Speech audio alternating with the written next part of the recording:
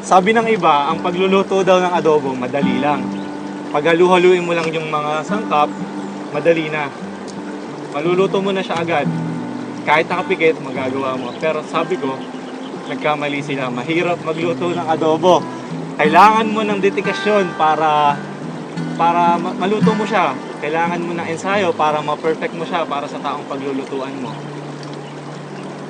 Tuwing nagluluto ng adobo si mama, nanonood ako, lagi kong napagtatanto na ang adobo, pagluluto ng adobo ay parang relasyon na nahahati sa 5 hakbang.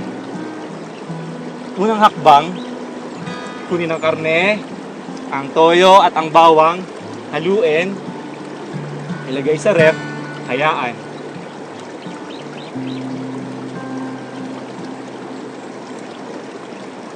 Ang pagmamarinate para siyang mga ultimate bonding experience.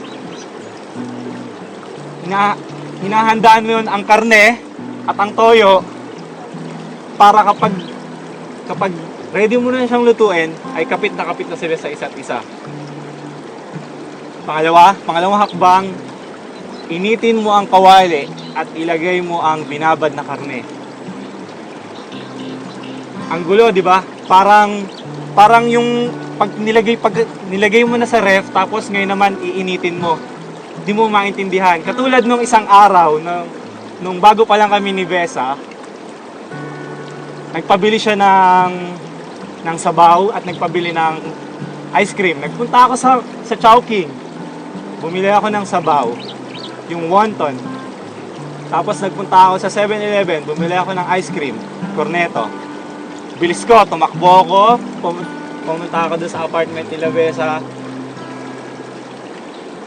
Pagtapos, excited akong kumatok sa pinto. Pagbukas na, nakasimangot, dumiretso sa kama. E di, ready ko na yung sabaw, tapos binigay ko na. Eto na, kamahalan, eto na po. Sabi niya, ayoko niyan. Gusto ko yung nasa cup. So, binuksan ko yung cornetto, nilagay ko sa cup. Sabi niya, eto na po kamahalan. Ayoko niyan. Hindi ko maintindihan. Yung pala, meron siya. Pinaka-rule, huwag lumapit kay Besa kapag meron siya. Pangatlong hakbang, lagyan ng tubig, ng paminta at ng laurel. Yung tubig, para siyang pangkalawakang kagamitan ni Scheider, pangkalawakang pangtunaw.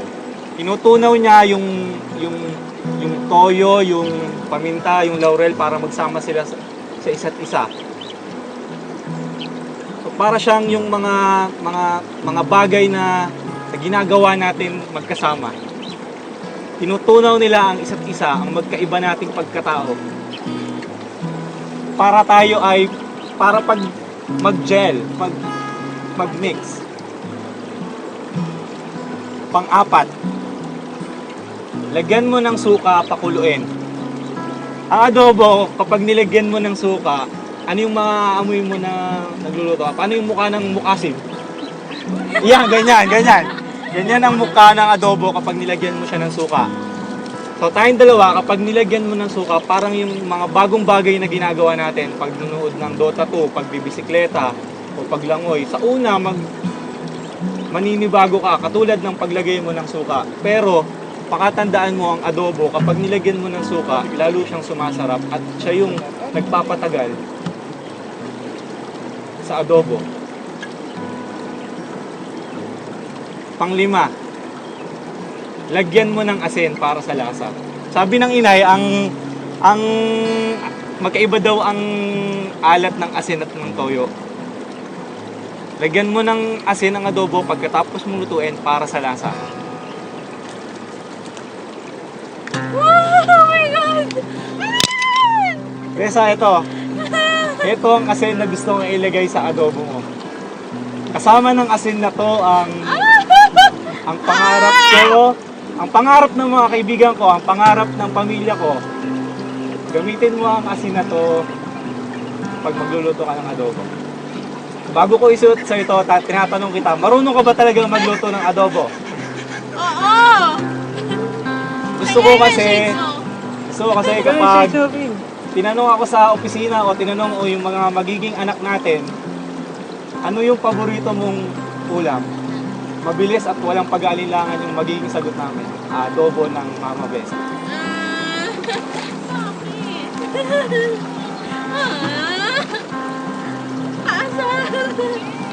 Baby! Nag-guess ka na ba?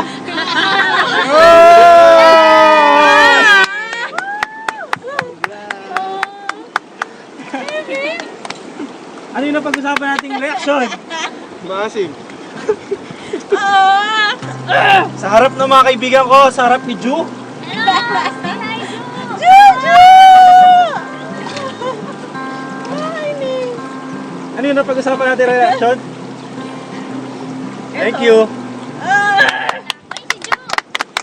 Juju! Ano to?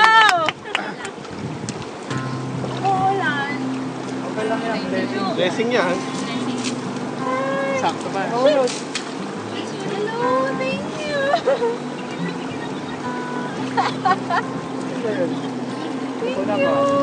Pinutol ko yung video, haba na ito.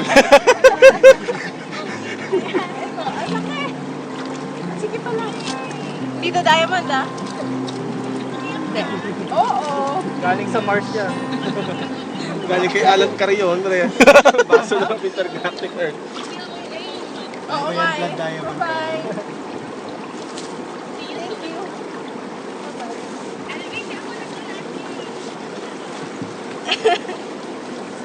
Bye-bye. Marunong ko ba magluto ng adobo? I hate you. Okay na. Kainin ng adobo.